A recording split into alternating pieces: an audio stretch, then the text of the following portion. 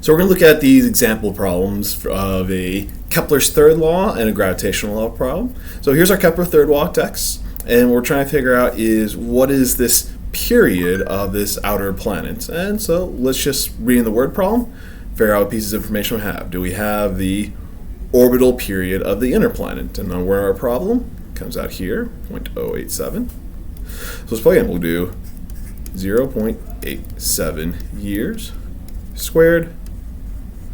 What's our next bit of information we're looking for? Radius of the inner planet. Do we have that? Planet A has an orbital radius of 1.1 AU. So 1.1 AU, that gets cubed. PB, the period of the outer planet, well, that's the value that we're looking for, so we'll leave that alone. We'll say this is PB squared, all divided by the radius of this outer planet. Are we given that? So we want to find this guy. Go back to our word problem. If planet B's orbital radius is 20.39 AU, so we've got it. 20.39 AU. We cube that, right? So what we can do is isolate PB, and to do that, we'll multiply by the 20.39 AU cubed. So we're going to say multiply by 20.39 AU cubed.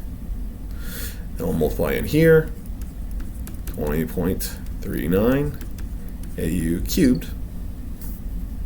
Ends up happening is, do this in green, that cancels with that.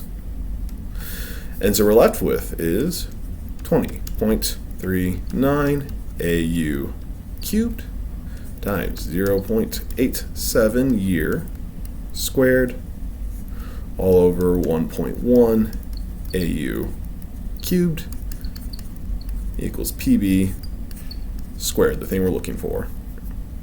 All right. Last thing we'll want to do is apply a square root function. If I do the square root of this side and this side, I'll be left with PB. And we'll have to write it this way. PB is going to be the square root 20.39 AU cubed 0.87 year squared all over 1.1 AU cubed. And we'll quickly plug this into my calculator. So square root 20.39 squared times 0.87. So 20.39 cubed times 0.87 squared divided by 1.1 cubed. I'll get out here 69.43 years. So there we have it. Now we start from this base equation of Kepler's law, plug in our values and maneuvering the numbers to isolate the period that we're trying to solve for. So moving on to our next example, we have this issue here of astronomers discovering a planet, and they want to know, hey, what's the orbital radius of this? How big should this planet be for you to feel the same weight? And the way I like to depict this is, here you are on Earth, and you feel a certain amount of gravitational force down. You feel this FG pulling you down. Let's call this FGE for Earth. And now we're going to move to this new planet. It's a much bigger planet, but it's going to be the same U. And you'll have this gravitational force, and I'll say N for new planets. And so we want to compare this. We want to say, hey, the gravitational force on Earth, you want to feel the same weight, the same gravitational force on this new planet. So we'll go into Newton's law of gravity, which says law of gravity is G, big mass, little mass, over r squared. So this is Newton's law of gravity.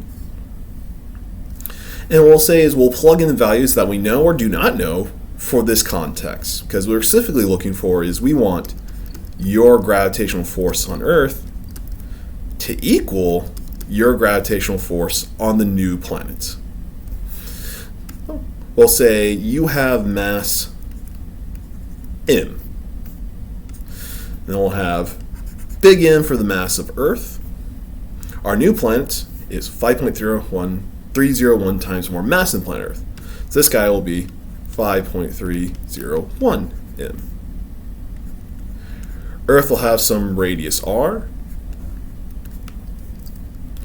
This guy will have some new radius. We'll call it, here, let's do it this way. We'll make this little r, we'll make this big R, because we want to find out what big R is. Let's see here. So let's start plugging things in. How many times bigger or smaller than Earth's radius will this new planet have to be for you to feel the same weight? So I want to know what this is in terms of this guy. So start plugging things in. G, mass of Earth, your mass, over Earth radius squared. Well, that's got to equal G. The new planet, 5.301 big M, your mass, over the new planet's radius squared. All right. So here's the catch.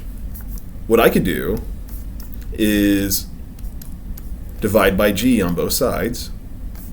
And look at that. We get this nice cancellation. I don't need to look up what the gravitational constant is because it cancels out.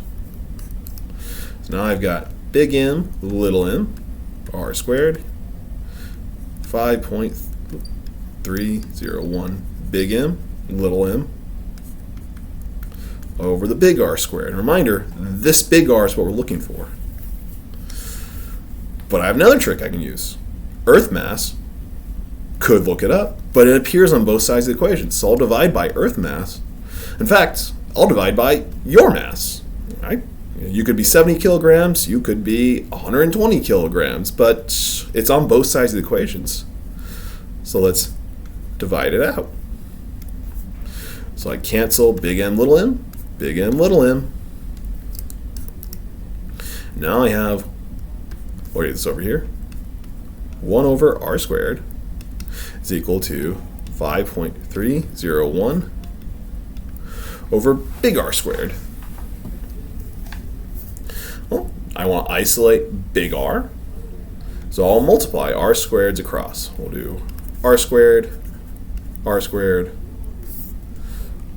little r squared, little r squared. So in fact, what it ends up doing, this guy cancels here, this guy cancels here.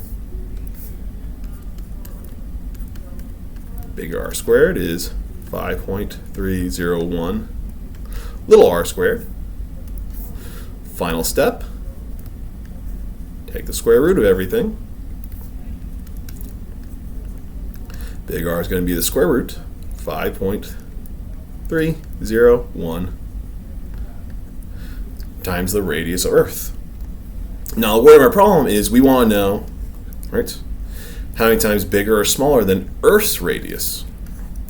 Well, our new planet is going to be root 5.301 times bigger than Earth's radius. So, quickly plug that into the calculator. Square root of 5.301.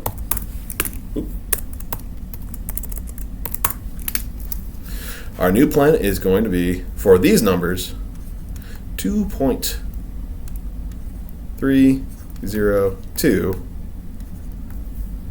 times the radius of Earth. And we're done. Hope that helps.